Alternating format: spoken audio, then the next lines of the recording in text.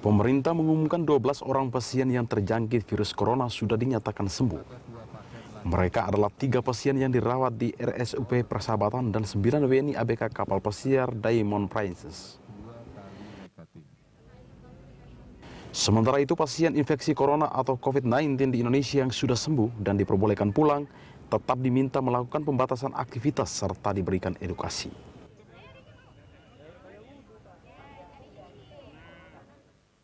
Juru bicara terkait penanganan infeksi virus corona atau COVID-19, Ahmad Yuryanto menyatakan, 3 pasien yang kemarin positif terinfeksi sudah diperbolehkan pulang dari Rumah Sakit Umum Pusat Persahabatan.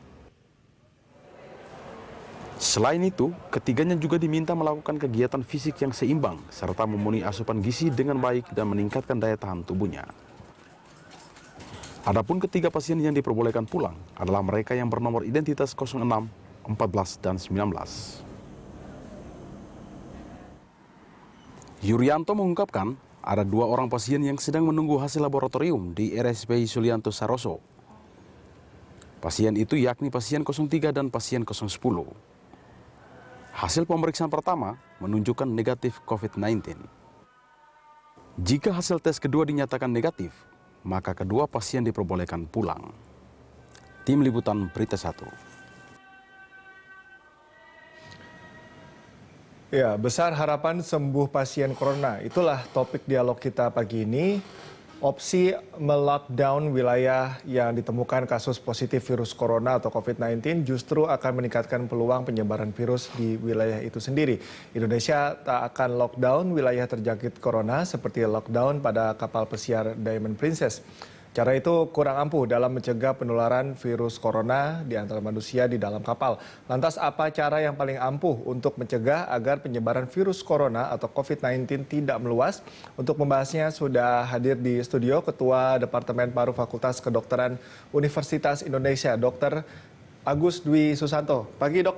Pagi. Sehat, Dok? Alhamdulillah. Dok, ini kita mungkin punya 2 klaster dalam dialog ini. Yang pertama adalah besar harapan sembuh untuk yang terkena corona dan juga bagaimana caranya agar penyebarannya tidak meluas. Kita mulai dulu dari harapan besar untuk sembuh.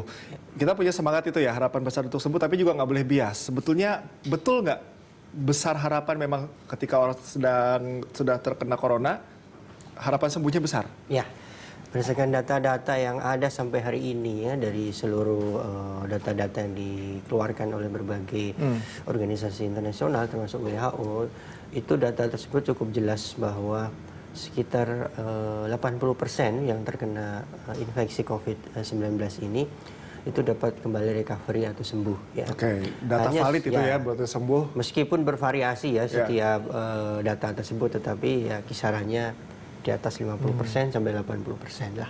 Nah, tetapi yang mesti diperhatikan memang ada populasi yang menjadi berat dan kemudian jatuh ke dalam resiko untuk kematian. Dan itu rata-rata menurut data yang ada sampai saat ini adalah sekitar 3,4% dari seluruh dunia. Nah, ini untuk kasus kematian sendiri apakah memang kondisi fisiknya sebelum membawa riwayat penyakit atau dari corona itu sendiri, Dok? Nah, ini mesti diperhatikan juga secara seksama ya. Memang sebagian besar data-data yang ada di berbagai publikasi yang ada tersebut menyatakan bahwa populasi yang rentan untuk resiko yang sampai meninggal itu adalah pada populasi-populasi di usia lanjut yang pertama ya. Yang kedua adalah populasi-populasi yang sudah memiliki penyakit dasar sebelumnya, ya seperti memiliki penyakit paru obstruktif kronik, penyakit jantung, diabetes, kemudian juga hipertensi yang tidak terkontrol. Nah, ini menjadi populasi-populasi yang dilaporkan memiliki resiko yang meninggal ya. Meskipun begitu, harus dipahami juga ya, ada beberapa laporan yang masuk di dalam beberapa jurnal adalah populasi-populasi yang memang tidak memiliki resiko penyakit tersebut, tetapi juga meninggal, meskipun kecil sekali itu ada. Jadi memang itulah faktanya. Artinya yang resiko kecil itu yang usianya bisa dikatakan usia muda begitu ya? Ya, usia bisa rentang produktif usia lah. berapa sampai berapa, Dok? Usia rata-rata sih yang memang meninggal usia di atas 50 tahun lah usia lanjut ya. Untuk kategori yang tidak paling beresiko itu Nanti biasanya? itu yang data yang pernah saya baca dari publikasi jurnal, ya, ada usia produktif sekitar 40-an itu ada kasus yang meninggal. Memang sedikit sekali dibanding populasi yang lanjut usia ya. Oke, itu biasanya kalaupun dia tidak beresiko tinggi untuk apa sampai ada kematian begitu ya, kemudian mungkin dia akhirnya meninggal, itu biasanya ada faktor apa sih, Dok? Ya. Tentunya kalau infeksi COVID-19 ini ada derajatnya ya. Oke. Dari yang paling ringan tidak memiliki gejala atau asimptomatik ya. Kemudian ringan sampai sedang, sampai yang severe berat sampai yang krisis ya. Oke. Sebagian besar di dalam data-data epidemiologik menunjukkan sekitar 80% yang terkena infeksi COVID itu dalam fase yang mild atau ringan ya. Hampir semuanya ringan lah. Oleh karena itu tadi disampaikan hampir 80% pun sembuh karena 80% itu ringan ya. Sisanya itu sekitar 15% itu di dalam derajat sedang sampai berat. Nah, sedangkan 5%-nya itu dalam derajat krisis ya. Artinya memiliki resiko untuk menjadi kematian tersebut. Nah, populasi-populasi yang tadi yang kecil sekali yang masih dalam usia produktif juga memiliki resiko untuk kematian itu berada pada kisaran 5%, di bawah 5% yang berat tersebut.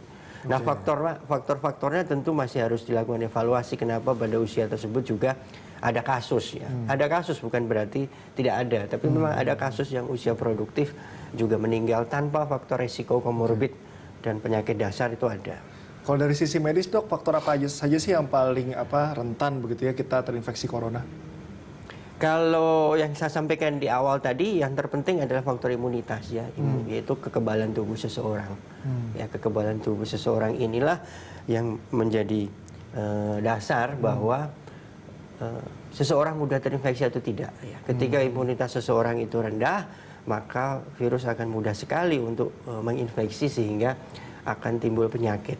Semakin rendah imunitasnya, makin berat pula akhirnya derajat penyakit yang muncul. Menjaga imunitas dari corona itu sama aja seperti menjaga pada dasarnya virus sama lainnya. Seperti kita yang sehari-hari kalau mau meningkatkan imunitas itu pada prinsipnya adalah pola hidup sehat, intinya seperti itu, sama apa saja penyakitnya itu sama. Dok, untuk treatment sendiri, Dok, dari awal mungkin diduga terinfeksi corona kemudian positif sampai kesembuh itu biasanya treatmentnya apa saja sih, Dok? Ya, di dalam tata laksana medis tentunya akan dilihat dari derajat dari COVID-19 ini ya. Tetapi secara umum pengobatan yang diberikan, karena saat ini kita ketahui belum ada antivirus yang ada ditemukan di seluruh dunia. Pengobatan-pengobatan pada prinsipnya adalah untuk menjaga imunitas kita tetap terjaga baik, untuk menjaga fungsi-fungsi organ tubuh seseorang yang sakit itu untuk tetap stabil dan berfungsi. Oleh karena itu pengobatan umumnya bersifat suportif ya, suportif, simptomatik ya, artinya hanya untuk mengurangi gejala, suportif untuk menjaga kestabilan fungsi organ. Ya. Yang diberikan secara umum pada prinsipnya adalah seperti pemberian oksigen ya, untuk menjaga supaya tubuh tetap berfungsi dengan oksigen yang maksimal. Kemudian terapi cairan ya untuk menjaga fungsi kardiovaskular juga berjalan secara optimal. Kemudian juga diberikan nutrisi ya, makanan yang bergizi tentunya yang terbaik untuk menjaga tubuh tetap sehat dan imunitas melawan virusnya itu juga berjalan dengan optimal. Kemudian yang lain-lain adalah pengobatan-pengobatan yang simptomatik untuk mengurangi gejala. Mulai dari obat-obat pengurang rasa sakit, obat penurun demam, ya. Dan beberapa obat-obat suplemen bisa diberikan ya, terutama untuk meningkatkan imunitas seseorang. Nah, ketika seseorang masuk ke derajat yang lebih berat, severe, tentu ada terapi-terapi tambahan tergantung beratnya dari penyakit tersebut ya. Kalau misalnya sudah mengalami kegagalan sirkulasi, bisa diberikan obat-obat untuk menjaga sirkulasinya optimal ya dengan pemberian vasopresor. Kalau sudah kegagalan pernapasan, diberikan terapi untuk pembuatan alat bantu napas. Nah, seperti itulah pada prinsipnya. Jadi sehingga tergantung ya, derajat dari penyakit yang muncul. Kalau kita kan sekarang nih cuaca agak susah diprediksi nih, Dok. Kadang panas, kadang hujan, itu menjadi pengaruh yang ini nggak cukup signifikan nggak untuk corona itu sendiri dari cuaca? Kalau secara teori bahwa memang virus ini tidak tahan pada suhu yang tinggi. Tentunya ketika suhu udara dan kelembaban juga cukup tinggi, itu akan lebih cepat membuat virus itu yang berada di luar manusia itu lebih cepat mati. Jadi sebenarnya kalau kita berinteraksi di luar, justru bisa dikatakan kemungkinan untuk terinfeksinya kecil begitu, Dok? Enggak Karena seperti kan itu. Cenderung di Indonesia kan panas, kemudian juga cenderung lembab. Kalau virus itu menurut teori dia berada pada suhu yang lebih rendah, dia akan bertahan di luar, di daerah permukaan yang terkontaminasi itu akan lebih lama. Tetapi kalau dia suhunya panas, biasanya akan lebih cepat mati. Artinya tetap juga harus menjaga aktivitas kita di luar ya. Kalau untuk interaksi sendiri di transportasi misalnya, ini bagaimana kita sebaiknya berkegiatannya seperti apa gitu? Apakah sebaiknya menghindari transportasi publik atau berinteraksi aja, aktivitasnya seperti biasa begitu? Ya, tentunya untuk membuat edukasi seperti itu sangat tergantung pada derajat epidemik case di masyarakat ya. Pada saat ini tentunya kegiatan pembatasan mesti dipertimbangkan untuk belum dilakukan pembatasan ya.